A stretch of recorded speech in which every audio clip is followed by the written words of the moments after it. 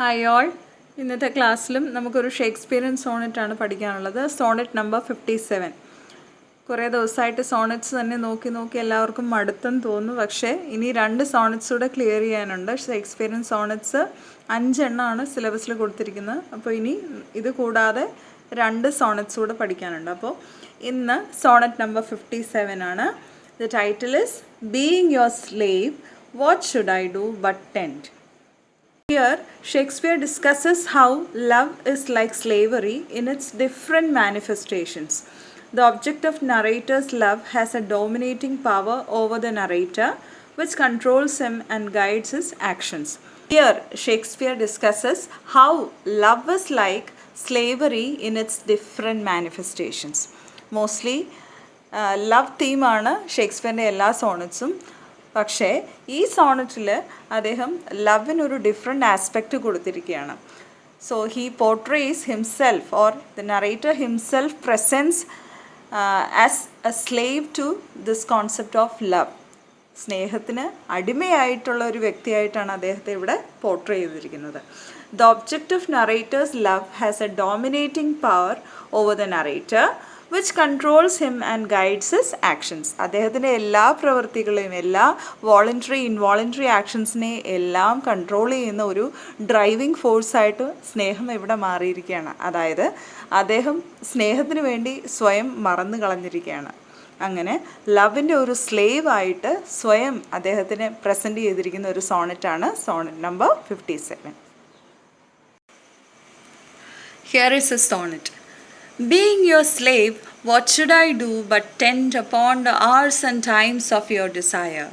I have no precious time at all to spend, no services to do till you require.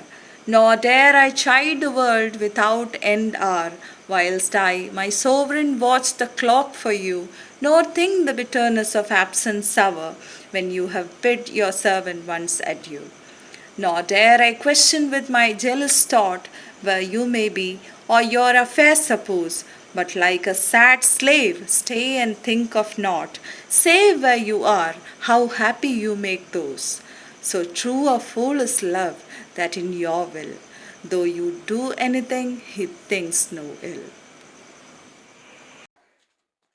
So now let us analyze this poem on the basis of different stanzas. ഇനി ഓരോ സ്റ്റാൻസസിലും എന്താണ് പറഞ്ഞിരിക്കുന്നതെന്ന് നമുക്ക് നോക്കാം. First, being your slave, what should I do but tend upon the hours and times of your desire? I have no precious time at all to spend, no services to do till you require.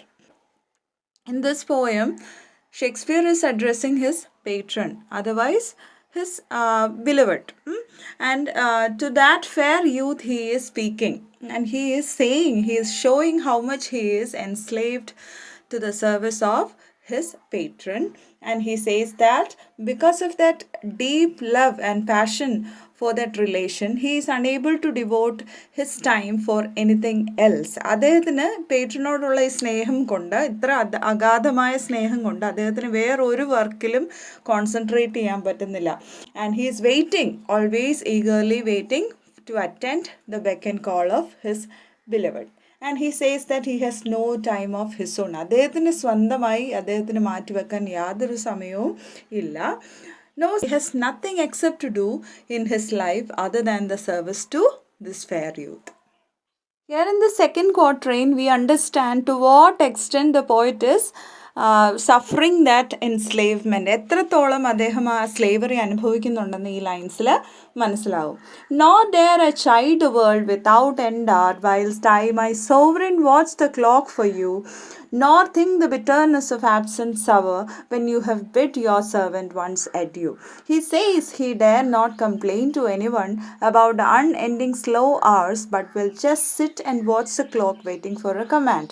So he is spending his whole day, or he is spending the time round the clock to attend the commands of his beloved. He is not devoting his time for anything else other than the commands or attending the commands of his beloved. And he is not complaining about that also.